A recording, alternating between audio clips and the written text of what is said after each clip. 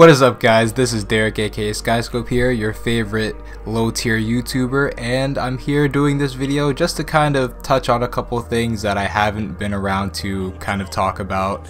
And one of those things is going to be the Maplestory 2 news, and the other thing is just going to pretty much just be games that I'm looking forward to. You know, ever since E3 there's been a lot of big waves in the gaming industry, so I'm going to go ahead and kind of delve into two games that I'm most excited for. And oh yeah, another thing, I kind of have to talk about our Otakon convention trip that's going to be coming up, because that's one thing that I always look forward to every year, and it's probably always my funnest video to edit every single year. So yeah, but first thing with the Maplestory 2 news, and in the background there's some S4 League playing. I didn't really have a bunch more Maplestory 2 footage, and I didn't feel like going on the Korean server to get it, so you're getting this. But if you're a real one, then you'll love this over that other shit any other day. S4 League is like such a fun game. If you haven't played it with a couple friends, at least I would go ahead and say go ahead and pick up the game. It's free, just give it a shot. It's super old, but it's a pretty fun game, and it actually has a pretty high skill cap. But anyways, enough of me, you know, talking highly on this game that I'm super nostalgic about.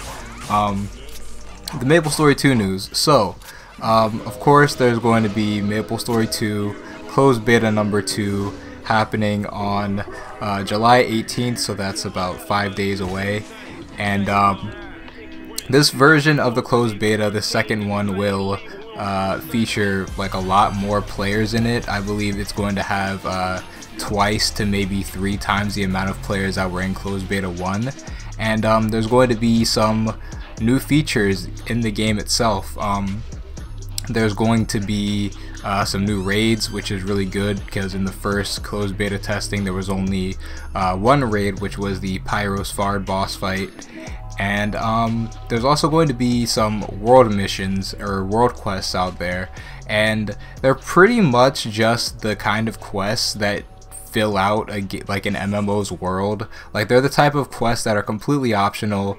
They don't even give you that great of rewards, but you just kind of do them if you're bored or whatever. I'm actually really excited about this change, because it actually will make the game world seem a lot more fleshed out. You know, as you're running around, or at least like in the closed betas while you're running around, a lot of the NPCs, they don't have quests for you. And I appreciate even when, you know, the quests aren't even that great. I appreciate it when a game goes through the length of actually putting those quests in the first place, because Maplestory 2 at least is it's a game that I'll be playing a lot. Like, I'll be AFK farming that game a lot, like just talking to people in my guild and stuff like that. So, you know, the fact that there is more miscellaneous content for me to do in the game while I'm kind of mindlessly talking to people or doing whatever is pretty good. And also, the other big thing was the fact that the founders packs, they were kind of revealed, and I gotta say, the founder packs are pretty good for this game, compared to other games, of course. They don't give you anything that's too, you know, game-breakingly powerful or overpowered. It's actually pretty modest for a founders pack of today, because the price ranges go from let me go over here and scroll down. I'm doing this live, and the packages start from the Explorer package, which is $25. Then there's the Master package, which is $60, and then the Legendary package, which is $100. So before I kind of break down why these packs are pretty good, let's just kind of go over what's in them. So for the Explorer package, you'll be getting, you know, Premium Club 30 days. So Premium Club will be a thing in Maplestory 2, but I don't think it'll be too big or game breaking. I kind of experienced it on Korea, and it wasn't too crazy of like a thing. I mean, it was a boost, but of course it wasn't game breaking or anything. You'll be getting Mark of the Founder, which I believe is like a tag or an icon. And let's see, Founder's Regalia name tag, Prismatic Harmon, yeah, that's just like the unicorn mount. And you get blue merits, which this is pretty much all the kind of stuff that I expected that you would get. You know, you go to the next tier and you'll be getting an outfit package.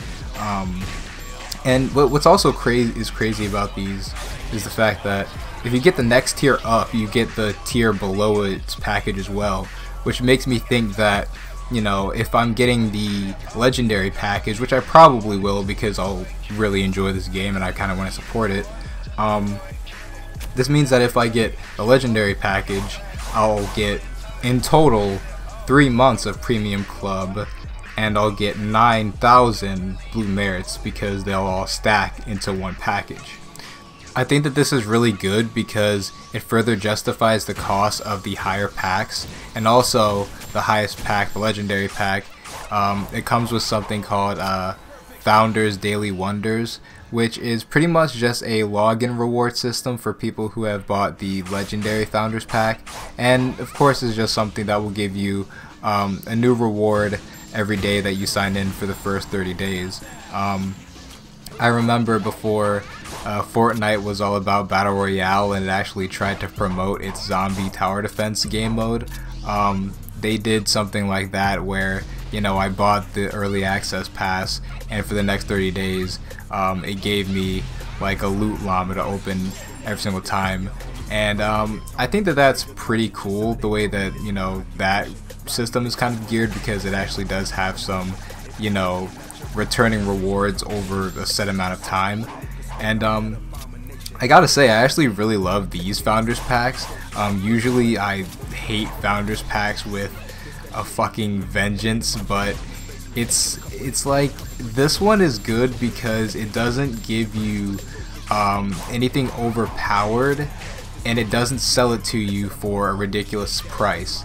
Like a prime example would be Closers with their Founders packs when that game came out in the US. There were $150 for the max pack, and that max pack gave you the best gear in the game for months. Like if you got that costume set that they gave you, like the 3-star set, there wasn't another 3-star set in the game for like months. So if you got that Founders pack, you were kind of set to be one of the strongest. But yeah, and also I remember in Bless, they tried to offer people who bought their like 200 and something dollars, some crazy amount, their max Founders pack. They tried to like offer like extra game support to the people that bought that, which is even crazier because that's like just straight up extra help from, you know, the company itself helping out these people who have splurged a bunch of money on the game. But these ones in Maplestory 2, they seem pretty tame. Every reward in the packages in their own single right isn't, you know, OP or anything. They're actually all pretty modest, and they just give you a lot of those rewards. So I think that that is pretty good, and pretty good on Nexon's part for figuring out a way in this climate to make a Founders pack that isn't totally kind of crazy. Now on to more exciting topics, which are pretty much just games that I'm hyped as shit for and I can't wait to play.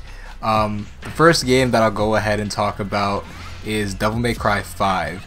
So the Devil May Cry series has kind of been in a weird spot ever since the DMC kind of reboot game that they made. That game was supposed to kind of reshape the story and kind of reset the world in the Devil May Cry universe, but that didn't go over so well because mostly people just hated New Dante. And I mean, there's definitely a lot of credit towards that. I mean, I hate his fucking jacket. I can't stand his jacket. I wish that that thing never made an appearance. Like, I don't know how I can have so much hate for a video game character's jacket, but I do, because the other ones were so much cooler. But yeah, that game just left a bad taste in everyone's mouth. It wasn't that the game itself was bad, it's just it felt like a lot of the Devil May Cry kind of aesthetic and goofiness kind of wasn't there anymore. I mean, it was there, but it just didn't feel the same with the new Dante and in this new kind of reboot world. So I'm glad that with Devil May Cry 5 we're gonna go ahead and be going back to, you know, picking up where Devil May Cry 4 left off a little bit. We're playing the game as Nero again, which I'm super hype about. But the crazy thing is, as you can see from the trailer, is the fact that he doesn't have his devil arm anymore, but he has this robotic arm that's being made by him for I'm guessing who is his new sidekick. It's some babe that works on mechanical stuff, and she drives the van, and I think that's pretty cool. That should be a pretty fun, you know, character dynamic situation to run through and to be with her, because she just kind of seems like the mechanic who makes Nero's arms and stuff, but he needs to pay her a shit ton of money still. So there's that. Also, it's not a surprise to anyone that in the trailer, the person who stole Nero's devil arm in the first place was Virgil, so that should be interesting. And of course, with, you know, Dante riding in as the Stinger at the end of the trailer, that was pretty good. The gameplay looks nice. The setting, like, the game just looks great. It's kind of crazy how good the new faces kind of look. Like, usually people don't like it when a character's face gets changed and stuff like that, and it took me a while to adapt to the new Nero face. But I mean, Nero's face now is like, it looks really good. I think all the faces in that game look really good.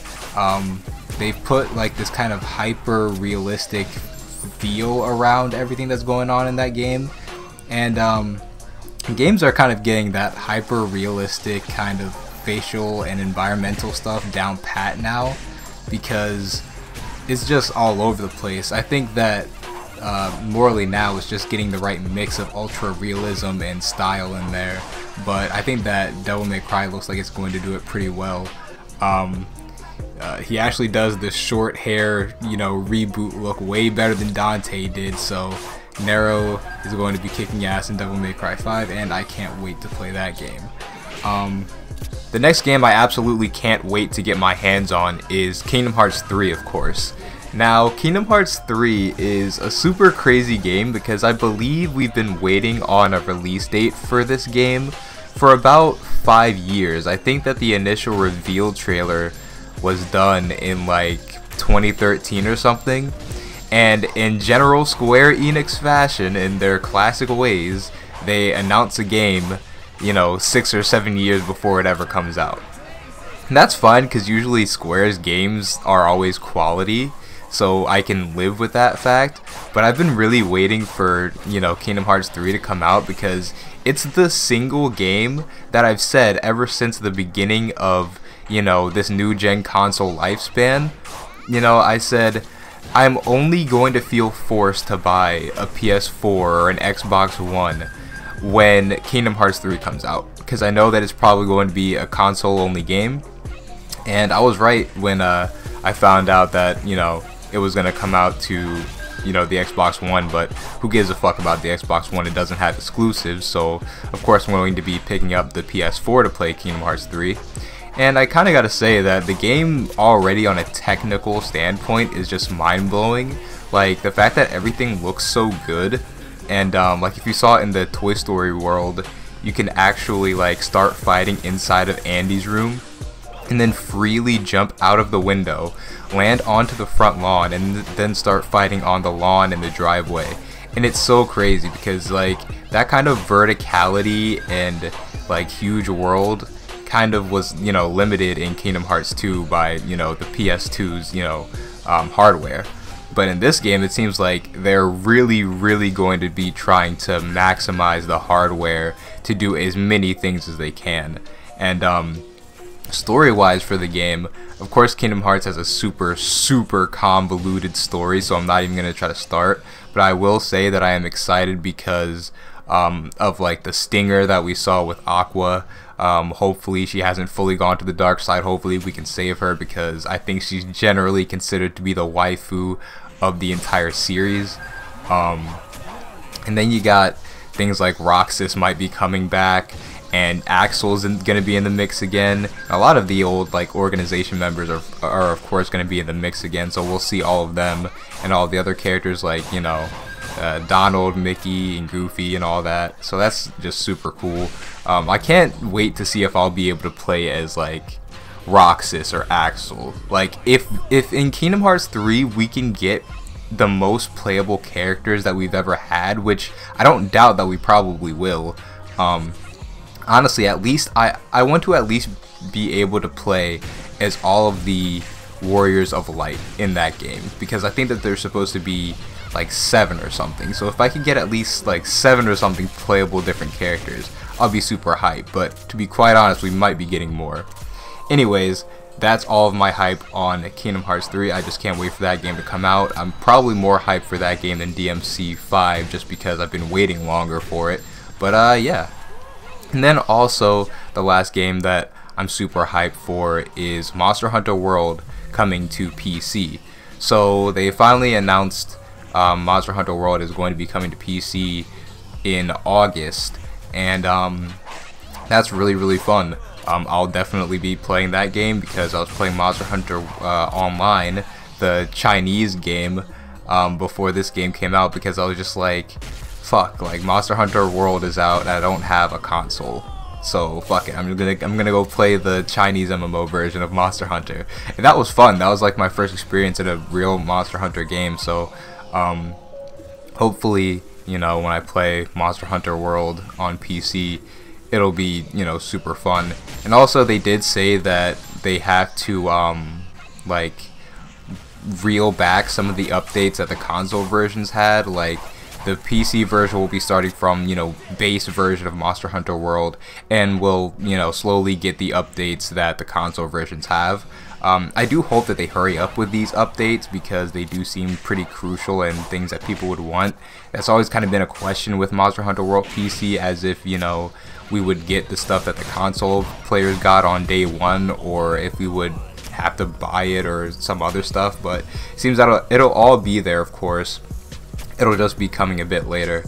And it's funny because the Monster Hunter World PC date is on August 9th of August, and it's funny because I won't be able to get to play Monster Hunter World PC on the first day or that first weekend, because me and all my friends, Scoot, Darius, Matt, and John will all be going to Otakon that weekend. And if you don't know, Otakon is an anime convention in Washington, D.C.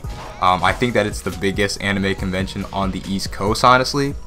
And we go there every year, and we also make a video there every year, and it's one of my favorite videos to edit out of the entire, you know, year. So we're going to be doing that, so we'll hopefully come back and give you guys a really great video.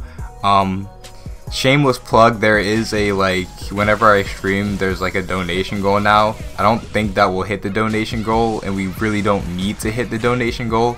But if anybody wants to help out, it would be much appreciated. All the donation money is just going to go straight towards the trips funding and stuff like that. I kind of wanted to do a thing to where it's like, if people donated, then I would really try to get like a cosplay character of their choice to shout them out in a video. And I thought it'd be like a cool idea to have like this big compilation reel of people like of all these cosplayers just thanking you guys and stuff like that. I thought that'd be something cool, but it might be out of like the realm of possibilities. But anyways, we'll see what happens. Anyways, thank you guys for watching this video. Sorry for the downtime on the channel. I know there hasn't been a lot of content, but I'm going to go ahead and try to get that, you know, re-straightened out. So once again, thank you guys for watching. This has been Derek, aka SkyScope. Peace out, guys. Have a good one.